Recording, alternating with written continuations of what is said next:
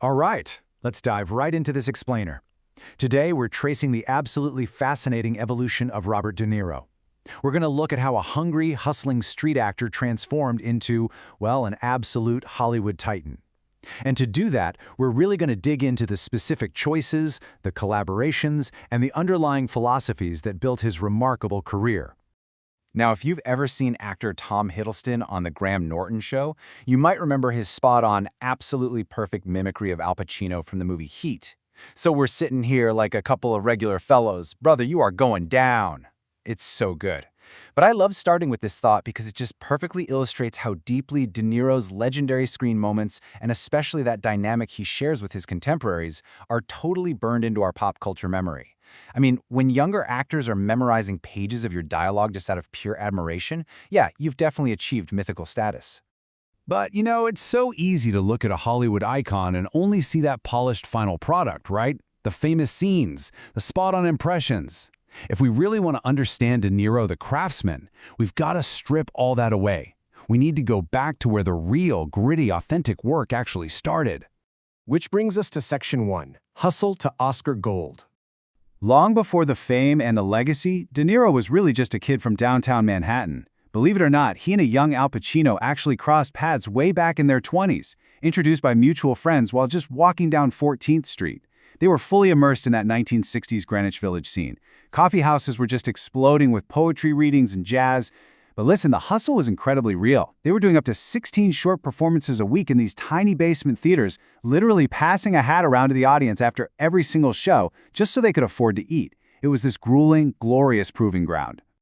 Now contrast those humble passing the hat beginnings with the year 1981. That's the year De Niro took the stage to accept the Best Actor Oscar for his punishing, incredibly visceral role as Jake LaMotta in Raging Bull. By this point, he had completely transformed from a struggling village actor into a master of his craft, delivering what a lot of people consider to be one of the greatest performances in film history. But what did he actually say when he got to that podium? Well, his speech brilliantly illustrates his core philosophy. Instead of just basking in the glow of his own physical and emotional transformation, he immediately deflected the glory straight onto his director, Martin Scorsese. He praised the love and trust Scorsese gave the cast. Right there, on literally the biggest stage in the world, De Niro established this lifelong theme. For him, the work is always ultimately about deep, unwavering collaboration. Moving on to Section 2, the legendary Heat scene.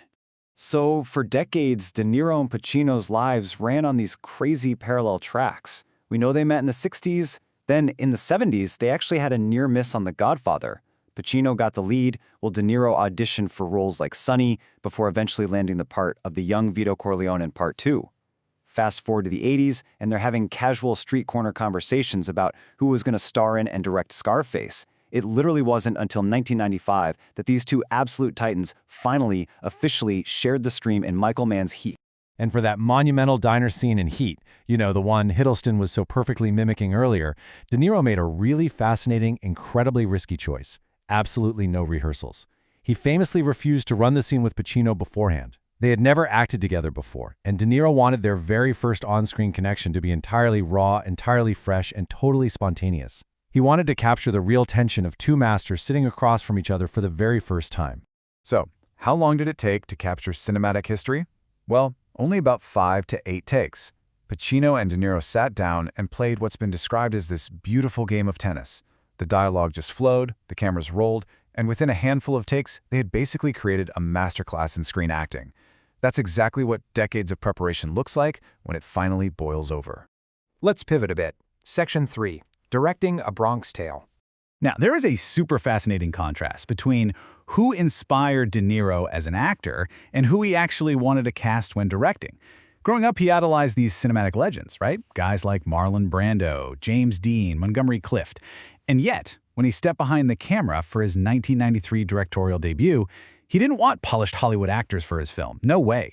He instructed his casting director to literally hit the streets. He intentionally sought out completely unknown locals and non-professionals. Why? To guarantee that raw, unpolished authenticity that you honestly just can't fake.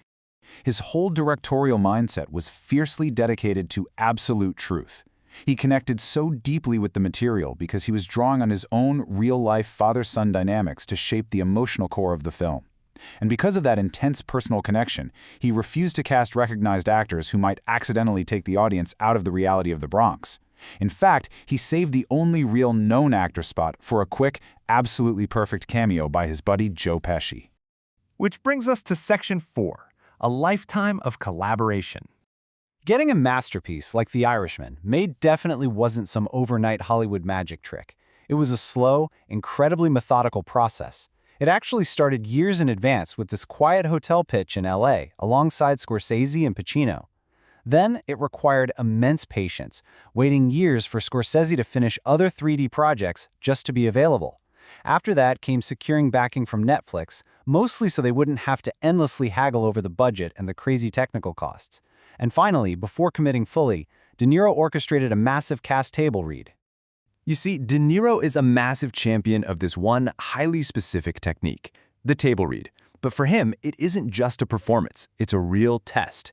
He gathered 50 people in a room, we're talking Pacino, Pesci, Bobby Cannavale, plus the crew, just to read the script aloud. He uses this massive gathering of people to try and lift the story right off the page. He wants to feel the rhythm, to instinctively sense if the magic is truly there, way before the cameras ever roll or any official commitments are made. It is just such a testament to his deeply held belief that the group dynamic is what ultimately makes or breaks a film. So as we wrap up this explainer today, I want to leave you with a bit of a provocative thought. From passing the hat in Greenwich Village, to refusing rehearsals just to keep his peers on their toes, to championing these massive rooms of actors just to find a movie's soul, while we will always celebrate his individual genius and those well-deserved Oscars, perhaps his true superpower, his real legacy, is his unmatched ability to make absolutely everyone else in the room legendary too. What do you think? Keep that in mind the next time you sit down to watch one of his classics.